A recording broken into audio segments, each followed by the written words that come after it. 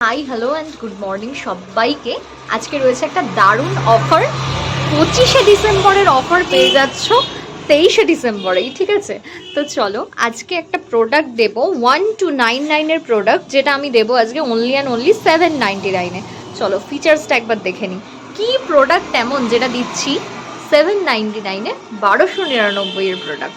So এই যে পিসটা দেখতে পাচ্ছ, এটা যাচ্ছে একটা 2 পিসের ওপরে। প্যান্ট অ্যান্ড কুর্তি সেট যাচ্ছে।